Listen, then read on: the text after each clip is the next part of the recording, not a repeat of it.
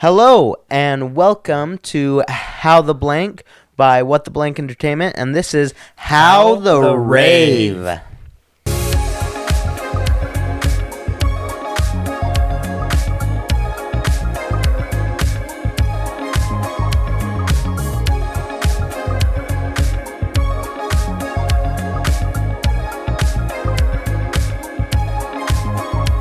Man, that was a weird experience. Yeah, no. So the reason why we're talking about this, we'll have a few episodes like this where we will talk about projects that didn't really work out, right? And it's not that like bad things necessarily happen. It's more things didn't happen in the right time or place, or they were too expensive for the time, right? And there'd be too much to do. And so this is about the time where we almost put on a rave at the Copper Nickel up in Ogden, Utah. Yep. Great spot. Has amazing space. It's this old gun factory that they turned into kind of this like spot where you can do like entertainment, and it's awesome. Yeah. It's a big venue. Like I guess it's most popular right now for weddings, and they're really hitting like really big on burlesque shows. It's kind of like the niche that they're filling in, and they're doing a really great job. But it was the Browning factory. Yeah. Which Jackson has a relation to. That is actually he's like my great times 5 or 6 uncle or grandfather or something like that. Yeah, he's crazy. Like all the Browning guns that you see, that's part of my ancestors. So yeah, it's pretty interesting to know about. That is pretty cool. Not that it actually matters, but it's interesting. You matter. They wouldn't let us get a family discount though. No, unfortunately not. Jerks. Yeah, what no, just kidding. It's great. It's a beautiful place though. It's very rustic. And has great space, great scenery, and it's really starting to become more like in development. Yep. Yeah, and what's cool is like they even have a bar now. Like it just has kind of made everything really cool. So when I first joined the company, right, I wanted to kind of bring more help with it in both the music side and the theater side, because I wanted to bring some sort of experience that kind of helped our company to grow quickly and to get our name out there. Yeah, something to really market us. And that's kind of what the Rave was supposed to be, right? And so we worked with this company called the Gilded Lily. And I had a friend that worked for them and ran the company. Sadly, the Gilded Lily is no more, but they were really helpful in helping us find this venue. And they were going to help us design it and everything. It was supposed to be this cool like fire and ice rave. Yeah, that would have been really cool. Great collaboration. Basically, how we would do it is we were going to be the ones to provide the music, doing all the back end work as far as the ticketing and getting the catering and the alcohol and all that kind of set up. And then the Gilded Lilies were more or less in charge of all the decor and the logistics of how to set up the venue to look nice and complement the themes. Yeah. And that's kind of where all the collaboration was coming from. Yeah. And we were actually going to like get Jackson to help us out with this, and we were actually going to get like a fire breather. It would have been really cool. And gymnast stuff and a DJ. And it's because Jackson has a lot of connections with a lot of DJs and stuff. When we originally started thinking about it, it actually started because I went to a silent disco in Cancun, Mexico, and with my wife on our honeymoon earlier in the year, last year in March. And my wife and I really enjoyed that silent disco. It was really fun because the silent disco, in case you don't know what it is, it's basically this big DJ set that's connected to a whole bunch of different headphones, and you just wear these headphones and you're listening to 3 different stations. So you have like a certain station that could be either EDM or hip hop or whatever, and then you have another station that could be either or, and then another station, and you can switch between each different genre. and you get to listen to your own music while you're doing it, or not your own music, but you can listen to like the certain stations, and you can listen to it. You can jam out to whatever they're playing on the stations, and you don't get to hear the music everywhere else because they don't have speakers. It's just in your headphones. And so I was like, that's a really cool idea. And so when Brandon asked me originally, he's like, so what is something that we can do to start building up a lot more and getting people interested in what we're doing? I was like, I have a really cool idea. I just went to this thing and I thought it was really fun. And so I started talking to Brandon about it, but I wasn't even here at the time. I was actually out in Kentucky doing another job for the summer. So I wasn't even available to actually do anything for them except for just helping out with numbers and calling people, or at least trying to get something figured out. And we ended up getting all the, numbers set up and whatever. And I just wasn't available to actually do anything. And that was like one of the biggest problems that we all had together was I couldn't actually be there to talk to people or anything because I was so busy working like 15-hour days on average. So I couldn't do anything really, but I at least brought the idea. Anyway, do you want to talk about more of how that kind of went about?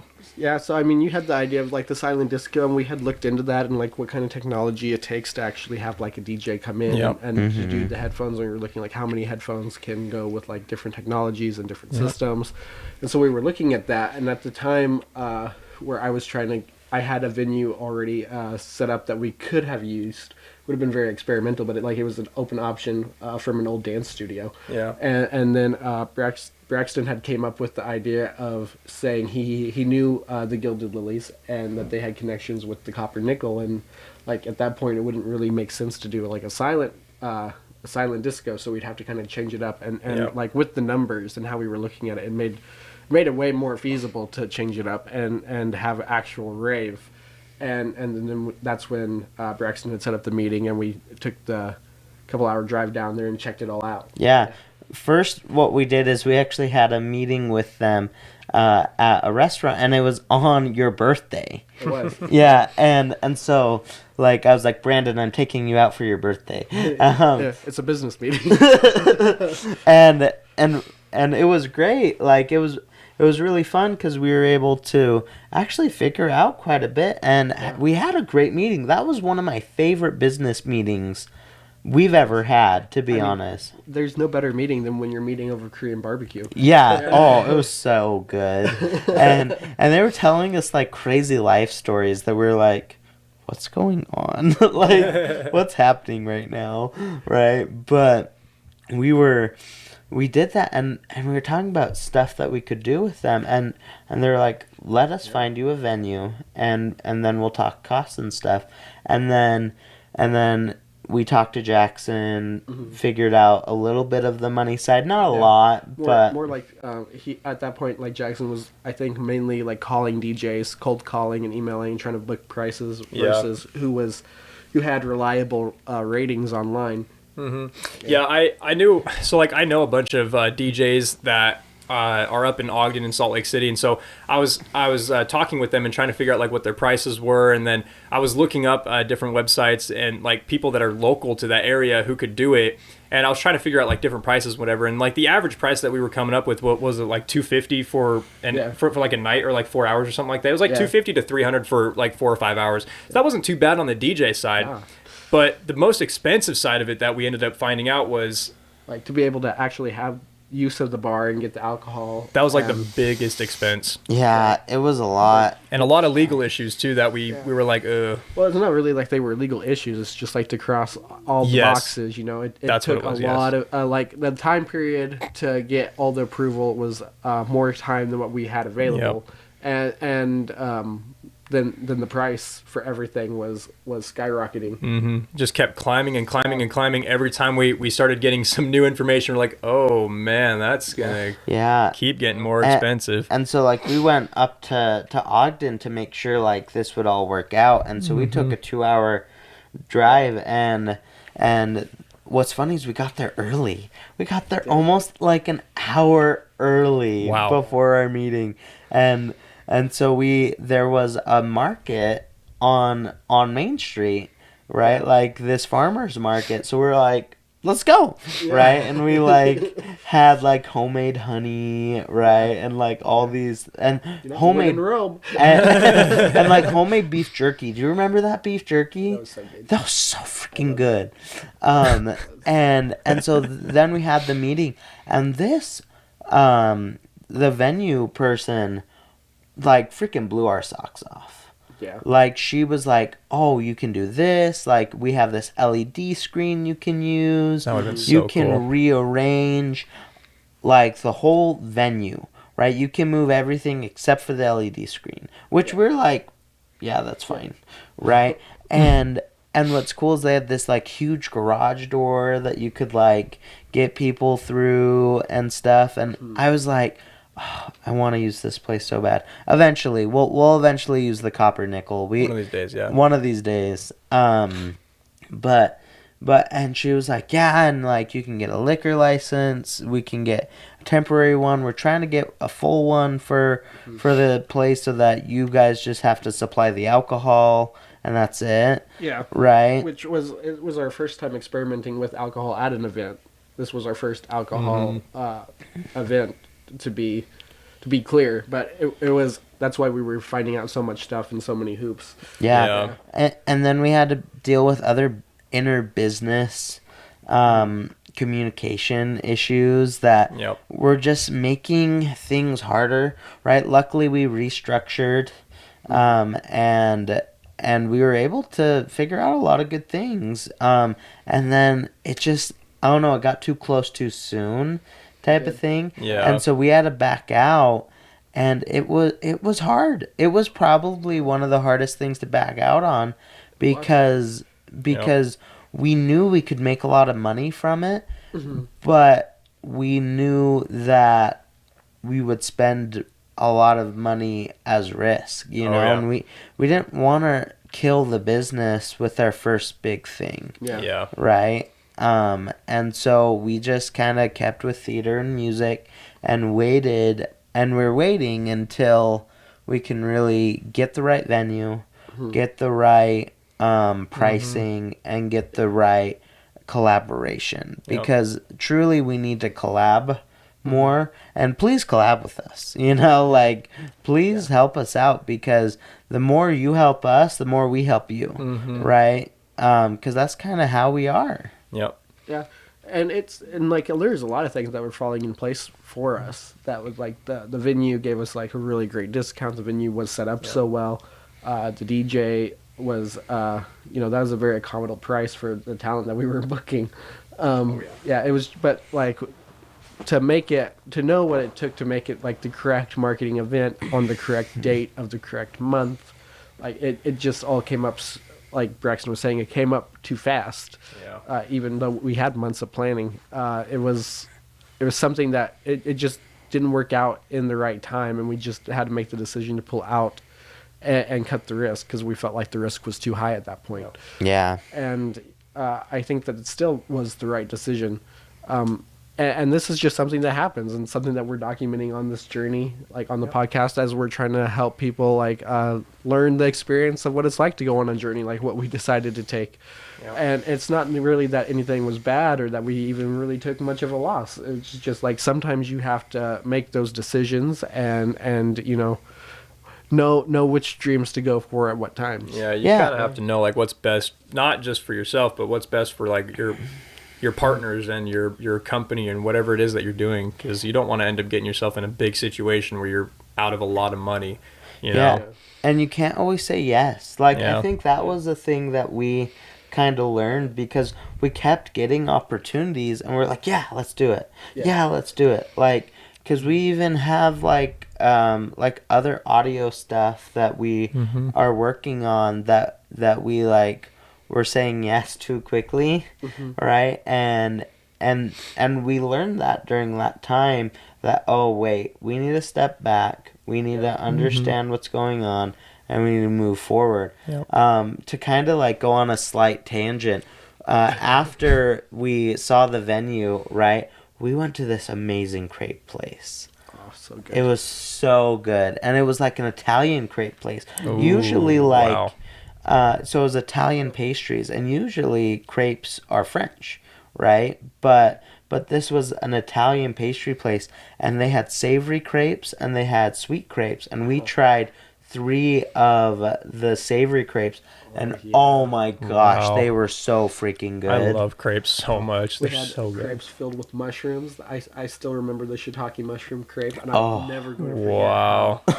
Oh, I The, I've always- love it. the pizza one, the pizza crepe, that was good too. I've always liked the sweet crepes better. I don't know why, but I've always liked the sweeter ones, like the ones with like Nutella and like banana and like syrup on. I've always liked it more like a pancake than I ever have as a savory one. I don't know why. Really? Yeah, I don't know why. Because I've always had a crepe as more of a sweeter like dessert or breakfasty thing. I've never had it as like an actual like lunch or you know what I mean? Yeah. Well, we need to enlighten you. Yeah, you guys do need But to no, enlighten me. and that's the thing. Me and Braxton have done almost every adventure that we have to travel very far. We'll go to like this really like unique restaurant or like a hole in the wall place that we just like randomly pick, and we'll be like, well, you know, we might not ever come back again. Let's try one of everything.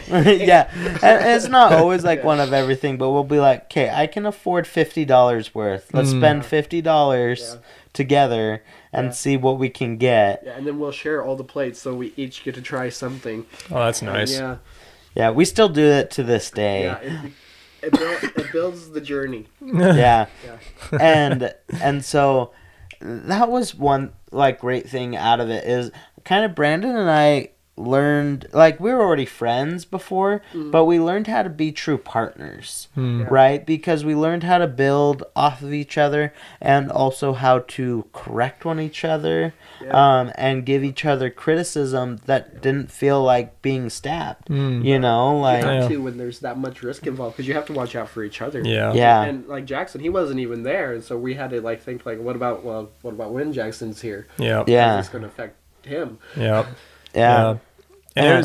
it was weird like being out there and talking to you guys back and forth, or mostly just you, because I didn't even actually like really talk to you that much at the we time. still don't. I mean, just kidding. They ask you how you are, you just have to say that you're fine when you're not really fine, but you just can't get into it because they would never understand.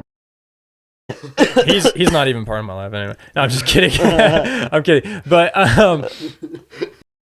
They ask you how you are, you just have to say that you're fine when you're not really fine, but you just can't get into it because they would never understand.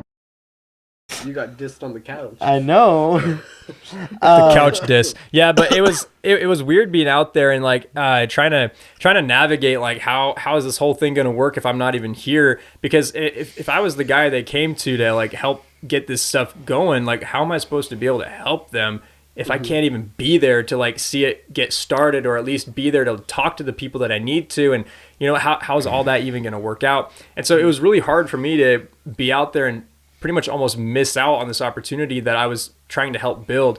But That was like your idea to start and it with. really was Yeah. my idea to start out with, and then it kind of started evolving, but then it devolved once we started realizing like, okay, this is turning into a bigger risk than we can afford right now.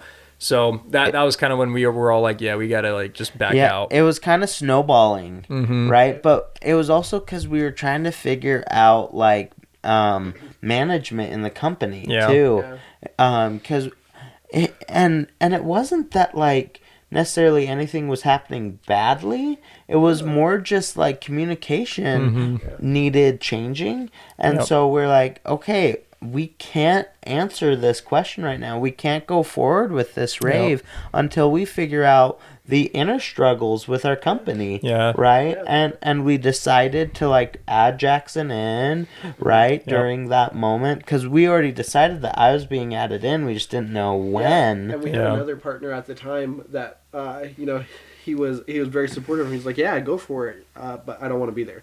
Yeah, he didn't want to be part of it really. But he still had, like, when we were making decisions, he had opinions, Yeah. but he hadn't been there to see, Yeah. and so that made communications really hard. And so like he was kind of putting it on us, so we just had to be like, okay, we need to be a cohesive team. Yep. So let's add Jackson, right? We'll keep this other partner as a contractor because he's good at his job, right? But we need someone that can also help us with communication. Yep. And so we brought it all together and we made what it is now. Yeah. And we have this podcast now, and we have so much more things going for us. It's so much stronger. Yeah. We're reaching It is. such a larger amount of people that we're doing really good things with. I think that's one of the main, like, honestly, like, it's weird to talk about stuff like this because, like, when people say, like, oh, things happen for a reason, a lot of people think about it in, like, a religious sense, but in a weird way, I kind of do feel like the whole silent rave thing, or the whole rave thing in general, how we kind of started getting everything put together, and then it kind of just, we're like, okay, maybe not right now. I feel like that was kind of more of a way for us to kind of get together and build the foundation, because I feel like that's like the most important part of any sort of endeavor that you do. You need to have the foundation built first before you jump to the highest platform, because you can't build a building from the top down. You build it from the bottom up. You know what I mean? And so it's the same principle with a business. You can't just go straight to the biggest and most expensive thing you can find.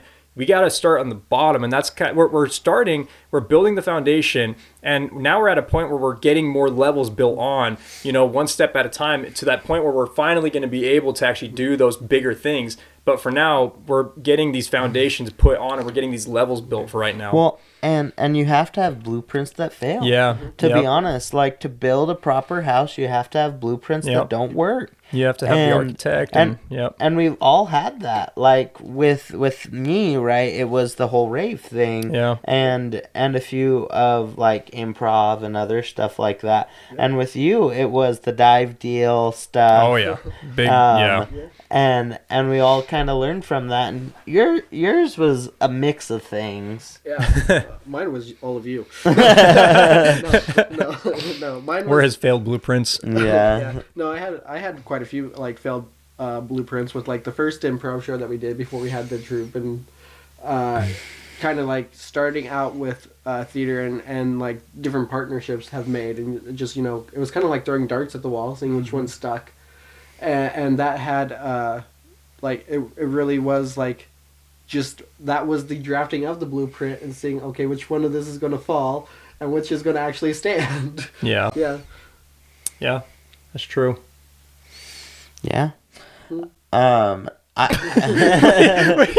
Why are you glaring at me? I'm not glaring at you. I was just looking at you, okay? What was that? Just call me pretty. You're sitting there like... That was Rex so was weird. just staring at me like... That was funny. He's like, you're looking pretty fighting, mighty fine, boy. Oh my goodness.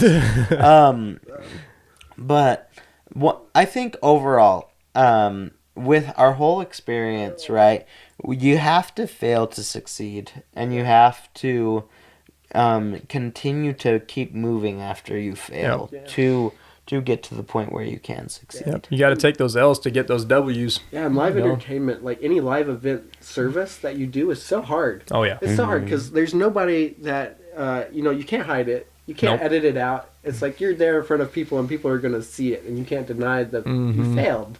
And you just have to be willing to just shake it off and be like, okay, better next time. Yeah, this is how we're going to improve, and this is how we're going to do better. Yep. Back to the drawing board, and then you just redo it and get it back to where it's supposed to be and make it better. But it's like it's different when you're doing video and audio, because you can mess it up and you can go, okay, that didn't make any sense, so let's go back and redo that part, or let's cut this out and then put this together because that makes more sense. But live, you can't do that because you got eyes already watching you live, and when you mess up, you're like, uh-oh, keep going, I guess. What do we do? It's exactly how it is, because you can't hide it. Nope. You can't hide. Everyone saw it. And everyone's judging you. Everyone is judging you, no matter. Especially Jackson. I'm always judging. No, but I also think if we didn't do like the Gilded Lily stuff, like the rave stuff, I don't think we would have actually collabed with Todd as much, or that's possible, or like even gotten to where we are with the Kim project too. Like, I feel like that's true. It was so profitable in information. Yeah. And the thing was too, like we got more and more desperate, and kind of the more desperate is we found our actual niches. Yeah. Right. Yep, I agree. And I think desperateness can lead to success as long as you don't let it control you. Yeah. Right? Honestly, that's kind of what we were just talking about in our last few episodes that I remember about. We were talking about how entertainment evolves, and it's not just like it evolves like in general, but it evolves in the way that you navigate around certain things. Because it's like, if you're the person that's putting that entertainment on, you have to evolve with the way that it reaches the people that are watching, like the audience. And if something doesn't make sense to you, okay, well, I got to fix this, and then you evolve it and make it better for the next performance or whatever it is. And that's kind of what we've been doing with these other things. Like, okay, the live things are they're where they are now, but we got to figure out what we're doing to make these things better. And then, you know, obviously we had our couple of things that didn't work out, and now we're at that point where it's like, okay, well, we have these things that are working pretty good. Let's build these right now and then get these to where they're going to be once we start getting things put together better. It's like a big puzzle, you know? We just got to put these puzzle pieces together to the point where it all works together into one big puzzle. You know what I mean? Yeah. It turns into one really nice picture at the end. One piece at a time. Well, and we've even gotten to a part where, like, we're training each other. Oh, yeah. Right? Like, we learned that, hey, we're not all on the same level on this one thing. Let's just train each other, right? And I think all of the wonderful growth that we're making right now came from somewhere, and I think it really started with the Rave, to be honest, because that was the first time we all communicated together about what we wanted. Yeah. Right? Like, most of my... Try and make it all happen for everyone. Yeah. Yep. Because we all wanted it. Like, we all had that desire and that passion and that fire inside of us that we wanted to make this thing happen. And unfortunately, since it didn't happen, we were all kind of bummed out about it. But at the same time, it kind of lit that fire a little bit more. We're like, we want to make something really work now. Like, how do we really make this thing come true? How do we really build this thing to where we can see it actually happen live and work the way we want it to? That's the cool thing about building each other up and working with a team, is you're not alone, and none of us are alone in this journey. We're all teaching each other, we're all building each other, and we're all working with each other all the time. We're always communicating with each other, trying to keep each other building this building that we're trying to build. We're building a building that we're trying to build. Yeah. That's my TED Talk. Thank you. Welcome to Jackson TED Talk.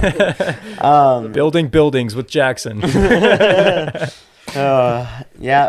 Well, it's like how you built the studio, man. Like, it's pretty sweet. It took me about 10 years to figure out. So now I'm finally here. I have a studio. It's not even complete yet, but you know, it is where it is right now, and that's all I can only be thankful for what I have right now. Yeah. So, and I can only be that's all I have. Yeah. So, anyway. Well, thanks for watching. So this was How the Rave. Oh my gosh. That was so slow. Okay, again. No, just kidding. And this was How the Rave. There we go. Yeah, thanks for watching. Please follow us on Facebook, Instagram, TikTok, YouTube, and Spotify. Yep. We're going to try to get on more platforms. Yep. Please keep following us. Yeah. And if you want to collab, please reach out to us either through our website, whattheblankentertainment.com, or through our other social media. Yep, any of them. Yeah. Reach out and see if we can work together, and let's build some entertainment. Yeah. Let's fill in the blanks of entertainment, y'all. Yeah. Bye. Bye.